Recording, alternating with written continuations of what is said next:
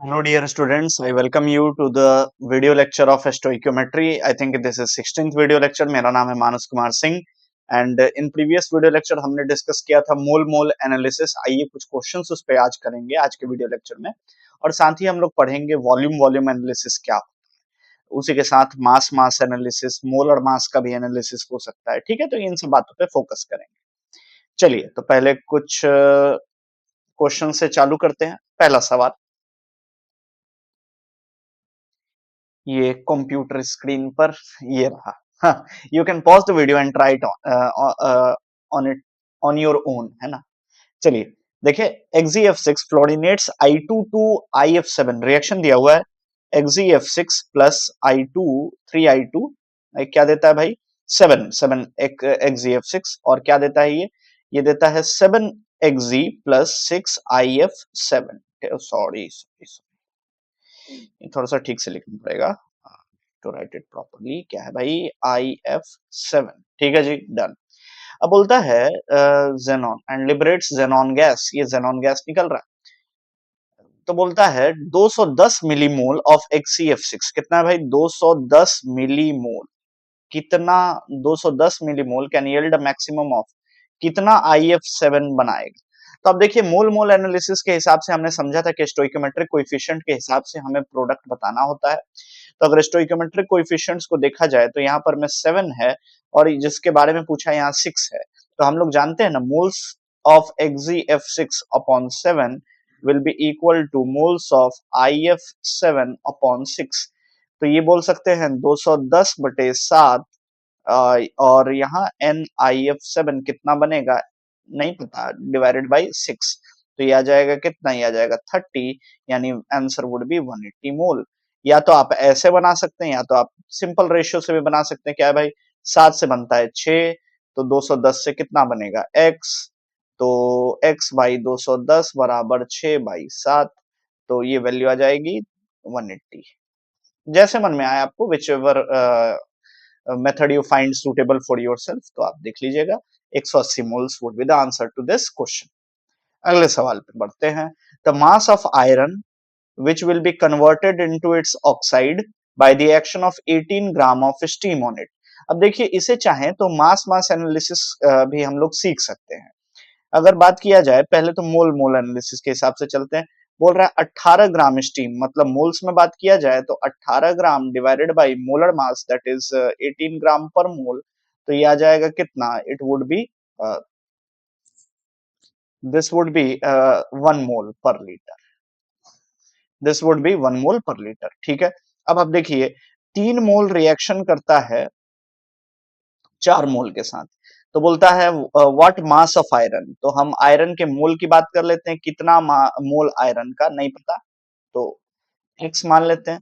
तो 3 करता है 4 के साथ, तो कितना करेगा 1 के साथ, क्योंकि यहाँ 18 ग्राम है मतलब 1। तो रेशियो देखिए आप, x by 1 is equals to 3/4। तो x की वैल्यू आएगी 3/4 मोल, और 3/4 मोल आयरन का मतलब हुआ कि वजन आ जाएगा कितना?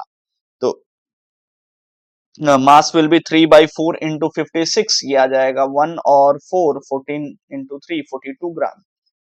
तो 42 ग्राम। इस तरीके से क्वेश्चन सॉल्व किया जा सकता है, या तो फिर आप चाहिए तो ऐसे भी सॉल्व कर सकते हैं। कैसे? जैसे है यहाँ पर में कि 3Fe प्लस 4H2। इसका ये मतलब हुआ, आप देखिए यहाँ अगर टोटल मास कैलकुलेट करिएगा तो 4 इंटू 18 72 ग्राम आएगा, और यहाँ अगर टोटल मास कैलकुलेट करिएगा तो 3 इंटू 56 यानी 168 ग्राम आएगा। यानी आपको समझ में आ रहा है कि 168 ग्राम रिएक्शन करता है 72 ग्राम के साथ। तो कितना ग्राम रिएक्शन करेगा 18 ग्राम के साथ? ये सिंपल है। वो ये 1/4 है अगर, तो ये भी 1/4 ही होगा। तो इसे कहते हैं मास का भी रेशियो जो होता है ना, वो फिक्स्ड होता है। जैसे मोल का रेशियो फिक्स्ड होता है, ठीक वैसे ही जैसे मोल हो गया फिक्स्ड, तो मोलर मास से मल्टीप्लाई किए यानी मास भी हो गया फिक्स्ड। तो इस तरीके से we can try to solve the questions. तो ये क्या बन जाएगा? 1/4, तो फोर्थ मतलब 42। तो इस तरीके से ये सवाल सॉल्व किया जा सकता है। So this was mass analysis. अब चलिए अगले सवाल को देखते हैं। Magnesium plus 2HCl, the ratio of the Mg used to H2 produced by weight. अब वेट को देखिए आप, 1 Mg वजन होता है 24 ग्राम। वहीं बात करें 1 HCl, तो 1 HCl का वजन हो जाता है कितना? 36.5 ग्राम। एक HCl का वजन हो जाएगा 36.5 ग्राम। तो 24 ग्राम रिएक्शन करता है 36.5 इंटू 2 यानी कि कितना 3 और 73 ग्राम के साथ। तो 24 ग्राम रिएक्शन करता है 73 ग्राम के साथ। हालांकि यहाँ H2 के साथ रेशियो पूछा है तो इसका कोई काम नहीं है, ठीक है, इसको हटा। अभी मैग्नीशियम और किसके बारे में पूछा है? It has asked about hydrogen, है ना। तो आप देखिए हाइड्रोजन का H2 मतलब 2 ग्राम, तो 24 ग्राम से बनता है 2 ग्राम, तो ये रेशियो हमेशा फिक्स्ड रहेगा। तो अगर मास का रेशियो फिक्स्ड है तो देखिए 24 ग्राम से बनता है 2 ग्राम, मतलब मास के टर्म्स में अगर रेशियो के टर्म्स में बात की जाए तो 12 से बनेगा 1, 12:1। डन।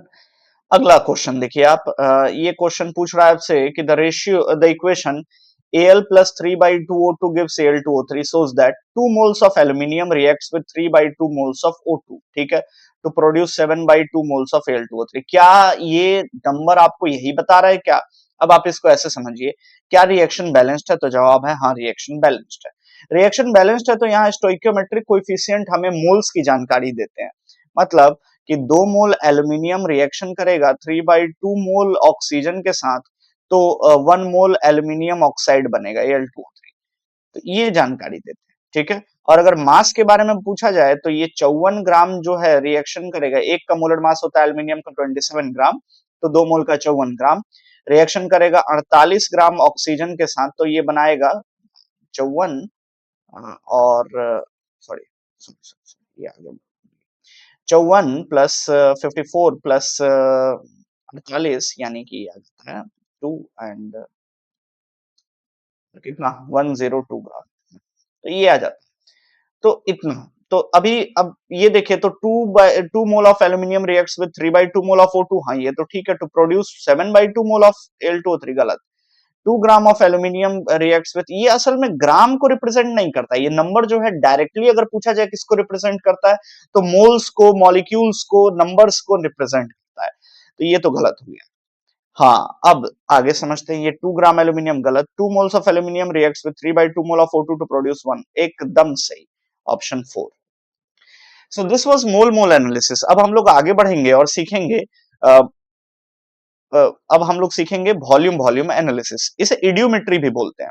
अच्छा, जो वॉल्यूम वॉल्यूम एनालिसिस होता है, इसके आधार पे ये एक बात याद रख लेंगे कि applicable only for gaseous reactants and products. ये सिर्फ और सिर्फ गैसियस रिएक्टेंट्स और गैसियस प्रोडक्ट्स के लिए ही एप्लीकेबल होते हैं। मतलब क्या हुआ इसका? इसका मतलब हुआ कि जैसे अगर हम लिखते हैं कि N2 gas plus 3H2 gas gives 2NH3 gas. अब ध्यान से समझिएगा इस बात को, यहाँ स्टोइकोमेट्रिक कोएफिशिएंट बोलता है कि इसका 1 मोल जब इसके 3 मोल के साथ रिएक्शन करता है तो इसका इसका 2 मोल बनता है, ठीक है। 1 मोल 3 मोल के साथ रिएक्शन करेगा तो इसका 2 मोल बनेगा। तो ये तो मोल का एनालिसिस हो गया, ये तो मोल का रेशियो हो गया बेसिकली। तो अगर हम लोग बोलते हैं कि 1 मोल का जो वॉल्यूम है, अगर वो किसी, ये पूरा रिएक्शन किसी पर्टिकुलर टेम्परेचर और प्रेशर के कंडीशन पे होता होगा, किसी पर्टिकुलर टेम्परेचर और प्रेशर के कंडीशंस पे होता होगा, तो हम लोग पढ़ते हैं PV is equals to NRT. अगर प्रेशर और टेम्परेचर का कोई पर्टिकुलर कंडीशन है, आर तो कांस्टेंट ही होता है, तो वॉल्यूम मोल के सीधा सीधा प्रोपोर्शनल होता है। तो जिसका मोल कम उसका वॉल्यूम कम, जिसका मोल ज्यादा उसका वॉल्यूम ज्यादा। तो अगर ये 1 मोल का वॉल्यूम 1 लीटर होगा तो ये 3 लीटर होगा, तो ये 2 लीटर होगा। यानी ये जो वॉल्यूम का रेशियो होता है वो ठीक ठीक मोल के रेशियो के बराबर आता है, और मोल का रेशियो स्टोइकोमेट्रिक कोएफिशिएंट के रेशियो के बराबर।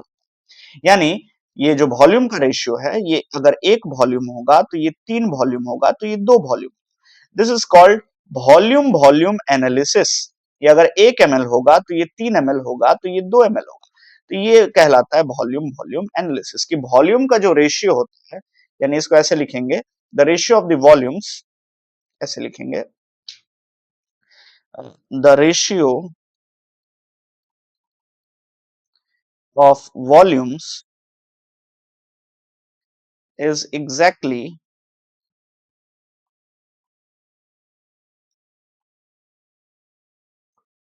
same as the ratio of stoichiometric coefficients. हाँ, लेकिन किसके लिए? For gas. यानी अगर यहां सॉलिड होता N2 की जगह H2 की जगह तो फिर ये बातें एप्लीकेबल नहीं रहती। ठीक है, चलिए आगे बढ़ेंगे। लाइन थोड़ा स्ट्रेट ट्राई करते हैं बनाने का। चलिए परफेक्ट। अब आगे समझते चलते हैं।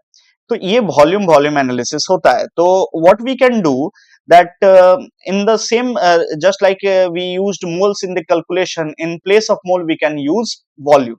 यानी in calculations in place of moles we can use volume। ठीक है जी, ठीक है। क्यों? क्योंकि volume is directly proportional two moles. ये बात याद रख लेंगे। चलिए आगे बढ़ जाएं, आगे बढ़ जाएं, बढ़ते हैं आगे। अच्छा, इसे ही this is called Gay Lussac law of combining volumes, इसे ही कहते हैं। ठीक है, of combining volume, Gay Lussac law of combining volume. चलिए अब आगे बढ़ते हैं आगे। वॉल्यूम वॉल्यूम एनालिसिस में क्वेश्चंस किस तरीके से पूछे जाते हैं उसको समझ लेते हैं। जैसे फॉर एग्जांपल मान लेते हैं हम एक क्वेश्चन लेते हैं N2 plus 3H2 gives 2NH3। इसमें सबके सब गैसेस हैं, ये भी गैस है, ये भी गैस है और ये भी गैस है। और सवाल ये रहा, find the volume of hydrogen gas required to react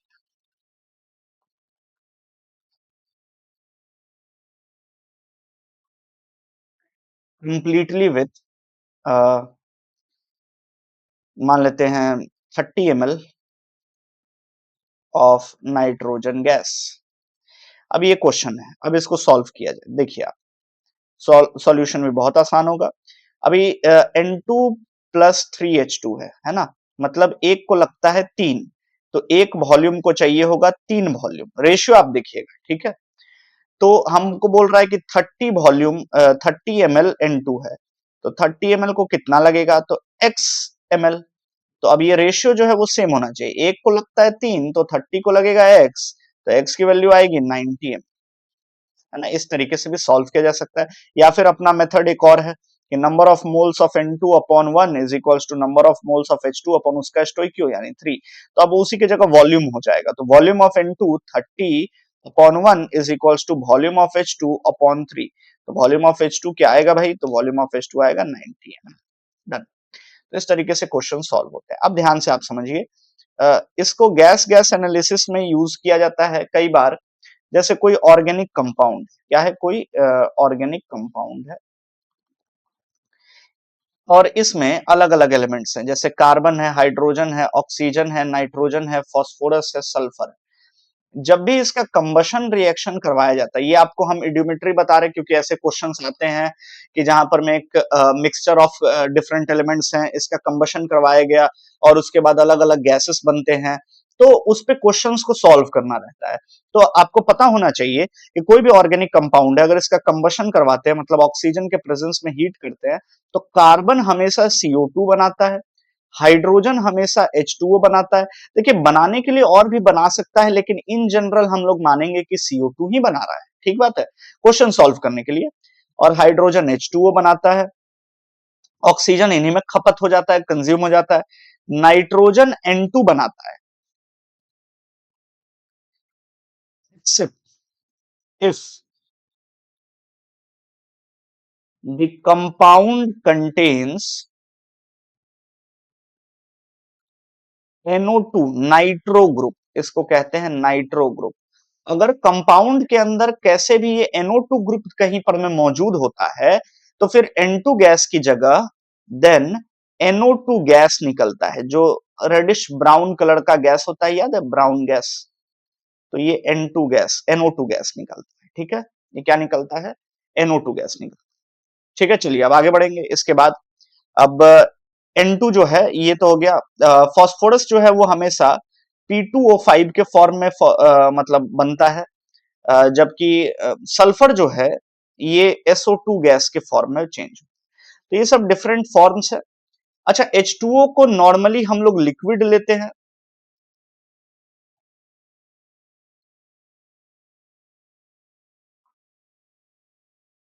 लेकिन अगर मेंशन्ड हो कि आप गैस लीजिए तभी आपको गैस, ये गैसियस स्टेट में इसको कंसीडर करना है, otherwise you have to take it in the form of liquid. ठीक है जी, done.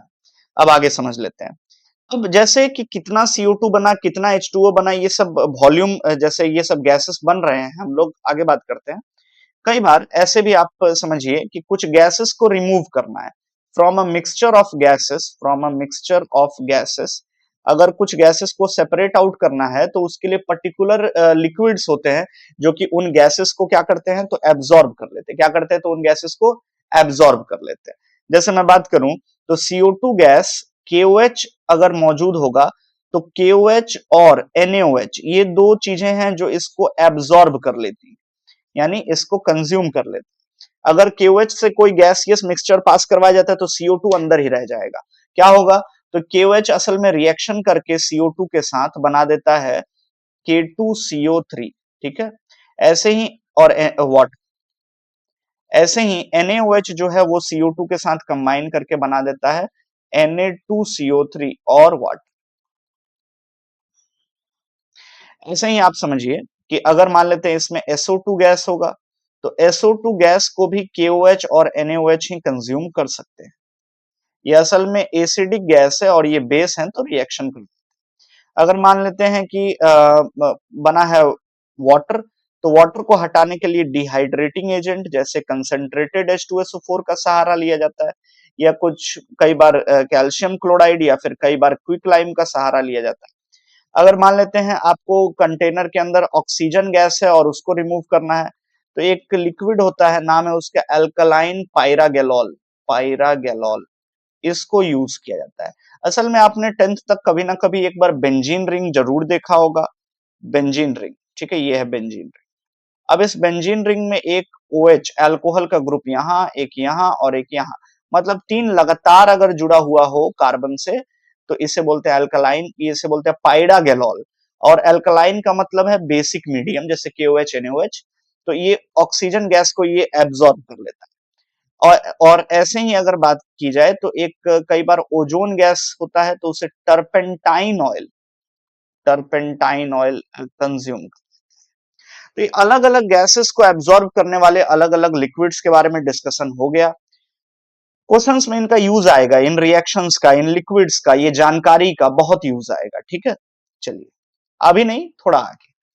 Air contains 20% O2 by volume. What volume of air is needed at 0 degree Celsius and 1 atm pressure for complete combustion of 80 gram methane? देखिए, methane हो या कोई भी hydrocarbon हो, इस hydrocarbon को जब भी हम लोग क्या करवा रहे हैं, जब भी हम लोग कंबशन करवा रहे हैं तो क्या बना रहे हैं, कार्बन का हमेशा अभी सिखाए थे कि CO2 बनाना है और हाइड्रोजन का हमेशा H2O बनाना है। इसको बैलेंस करने का तरीका भी बहुत सिंपल है। जैसे जब भी आप बैलेंस करने जाते हैं तो पहले कार्बन को बैलेंस करिए, फिर उसके बाद हाइड्रोजन को बैलेंस करिए, उसके बाद जाकर के ऑक्सीजन को बैलेंस करिए। तो ये सीक्वेंसिंग अगर आपको आता है तो फिर you are able to balance these reactions very simply. जैसे यहाँ X कार्बन है तो आप X लगाइए, यहाँ Y हाइड्रोजन है तो Y/2 लगाइए, ऑक्सीजन यहाँ हो गया 2X प्लस Y/2, तो यहाँ भी आप लगाइए 2X plus Y/2 whole divided by 2, ताकि 2 से मल्टीप्लाई होगा तो नीचे वाला 2 कैंसिल आउट हो जाएगा। तो इस तरीके से याद रखेंगे इस बैलेंसिंग के मेथड को। अब चलिए आते हैं इस क्वेश्चन के ऊपर। मीथेन का कंबशन, ठीक है, कंप्लीट कंबशन। तो मीथेन क्या है भाई, मीथेन है CH4। CH4 का मतलब हुआ CH4 plus O2 give CO2 plus H2O। ठीक है जी, बिल्कुल सर, ठीक है। अब एक कार्बन है, एक कार्बन है, चार हाइड्रोजन है, दो लगाओ। अब ऑक्सीजन की बारी, दो और दो चार, तो यहां दो लगा देते हैं, रिएक्शन इज वेल बैलेंस्ड। ठीक है, अब हमें यह समझ में आता है कि 80 ग्राम मीथेन का क्या मतलब है। तो 80 ग्राम मीथेन का मतलब है कितना मोल, तो mole is equals to 80 by molar mass 16, यानी कि 5 मोल। तो अब आप ऐसे समझिए, अब आप ऐसे समझिए कि भाई यहाँ तो है 5 मोल, ठीक है। 1 मोल को चाहिए कितना मोल, तो 2 मोल। तो 5 मोल को कितना चाहिए होगा, 1 को चाहिए 2, तो 5 को चाहिए होगा डबल यानी कि 10 मोल। अब 10 मोल ऑक्सीजन का वॉल्यूम कितना होगा, तो 10 मोल ऑक्सीजन का जो वॉल्यूम है वो हो जाएगा इंटू 22.4 लीटर यानी 224 लीटर। अब हमें बताया गया है कि सिर्फ 20% हवा का 20% ही ऑक्सीजन होता है। तो अगर हम एनटीपी, चूंकि ये कंडीशन जो है ये एनटीपी का है, ये जो टेम्परेचर प्रेशर का कंडीशन है एनटीपी का है, इसलिए मैंने एनटीपी के वॉल्यूम से मल्टीप्लाई किया अभी। अब हमें बताया क्या गया है, हमें ये बताया गया कि हवा आप अगर भी लीटर एयर लेते हैं तो इसका 20% जो है वही ऑक्सीजन है, और ये चाहिए कितना 224 लीटर। तो ये देखिए कितना आता है, ये कटता जाए 112, तो वॉल्यूम ऑफ एयर कितना आएगा 1120 litre. So this would be the answer to our question. चलिए अगले सवाल पे बढ़ा जाए। नेक्स्ट क्वेश्चन, अगला क्वेश्चन है 0. Just a second. हाँ, 0.03 litre of a mixture of hydrogen and oxygen was exploded, यानी हाइड्रोजन गैस और ऑक्सीजन गैस को एक्सप्लोड किया गया। तो क्या बनाएगा, ये बनाएगा H2O बनाएगा। ठीक है, यहाँ 2 ये गैस है, ये गैस है, और ये क्या है, ये लिक्विड है। ठीक है जी। अब बोलता है कि 0.03 लीटर को एक्सप्लोड किया तो 0.003 litre oxygen remain, the initial volume initial mixture contains. अच्छा जी, मतलब इतना ऑक्सीजन बच गया, यानी इसका मतलब कितना रिएक्शन कर गया, तो -0.03 लीटर यानी 0.027 लीटर। यानी अगर इसका भी लीटर रिएक्ट किया होगा तो एक रिएक्शन करता है 2 के साथ, ये स्टोइकोमेट्रिक कोएफिशिएंट को देख के बता रहे हैं हम लोग, तो भी लीटर किया होगा 2 भी लीटर के साथ, यानी टोटल कितना खत्म हुआ है 3 भी लीटर, और ये कितने के बराबर है 0.027 लीटर। तो इसका मतलब भी की वैल्यू आएगी 0.009। ठीक है, ये तो भी का वैल्यू। अब ऑक्सीजन की अगर वैल्यू की बात की, अगर मिक्सचर कितना था 0.03, ठीक है। अब ऑक्सीजन के वॉल्यूम की बात की जाए तो 0.009 तो रिएक्शन में गया, तो बचा कितना है 0.003, तो बना कितना था, कितना 0.012 डिवाइडेड बाई 0.030 इंटू 100, कितना आ जाएगा, ये आ जाएगा 12/30, 12/30 into 100, that would be 4/10 into 100, 50%। Answer to this question will be option B. चलिए आगे बढ़े अगले सवाल पे। Volume of 10 ml of gaseous carbon C4H6 was exactly requires 55 ml of oxygen for complete combustion। complete combustion का मतलब है O2 के साथ रिएक्शन करके बनेगा CO2 और साथ में H2O।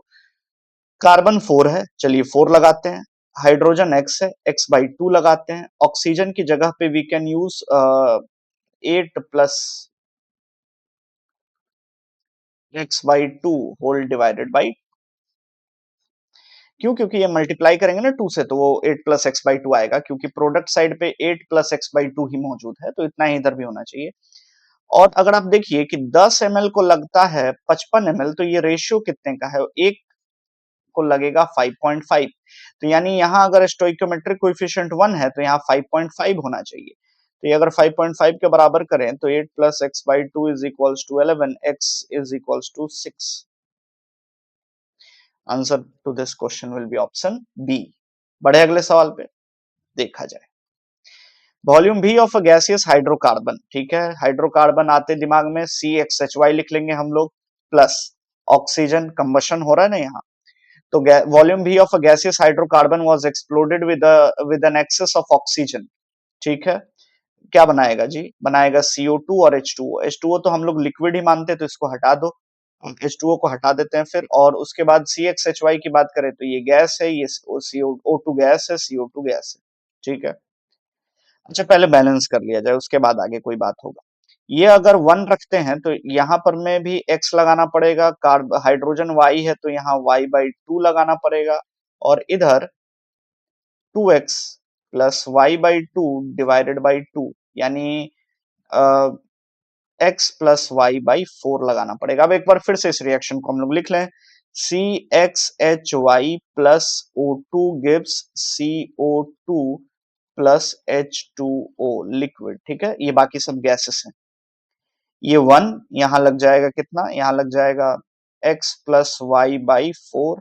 तो ये अगर भी लीटर है, ठीक है, observed contraction was 2.5 litre volume, 2.5, अच्छा 2.5 V, and on treatment with potash, अच्छा नहीं sorry sorry, observed contraction volume भी हाइड्रोकार्बन का था, वॉल्यूम भी इसका था, ठीक है, observed contraction was 2.5 V, and on treatment with potash there was a further contraction of 2 V. अब आप इस बात को समझिएगा, पोटैश का मतलब है KOH, potassium, sorry caustic potash की बात हो रही है, KOH की बात हो रही है। तो एक को लगेगा x प्लस वाई बाई 4, तो भी लीटर को लगेगा x plus Y by 4 into V, ठीक है, इंटू भी। अच्छा, एक से यहाँ x था, यहाँ y बाई 2 था, तो ये बनेगा कितना x भी। ये तो लिक्विड है, तो लिक्विड का तो कोई एनालिसिस होता ही नहीं है, ठीक है, मोल मोल मतलब एडियोमेट्री में गैस गैस का जो एनालिसिस है उसमें नहीं होता है ना, वॉल्यूम वॉल्यूम एनालिसिस। तो अब आप समझिए कि जब ये भी लीटर और इतना भी लीटर खत्म होगा तो ये x भी लीटर बनेगा, और कॉन्ट्रैक्शन इन वॉल्यूम कितना दिख रहा है, 2.5 लीटर, 2.5 भी लीटर, यानी ये दोनों को जोड़ करके इतना बना, तो वॉल्यूम घटा है, इसलिए कॉन्ट्रैक्शन कहते हैं। तो कितना हुआ भाई, तो इधर था v plus X plus Y by 4 V minus X V is equals to 2.5 V. फिर बोला पहला इक्वेशन, फिर बोला कि KOH से, सॉरी, KOH से पास करवाया गया है, किससे पास करवाया गया है, KOH से पास करवाया गया है।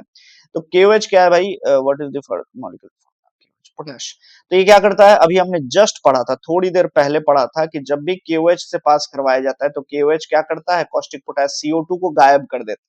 तो ये क्या करेगा, ये CO2 को गायब कर देगा। तो चलिए देखिए, CO2 को गायब, तो CO2 यहां से गायब हो जाएगा, यानी x भी लीटर गायब हो जाएगा, तो वॉल्यूम और 2 भी लीटर घट गया। मतलब ये x भी कितना था, 2 भी लीटर। इसका मतलब x कितना था, x की वैल्यू थी 2। तो चलिए आइए इस इक्वेशन में पुट, तो x इज इक्वल्स टू 2 मिल गया। तो x 2 है, तो ये पहले तो भी और भी काटना होगा, तो इससे इक्वेशन आएगा 1 plus X plus Y by 4 minus X is equals to 2.5।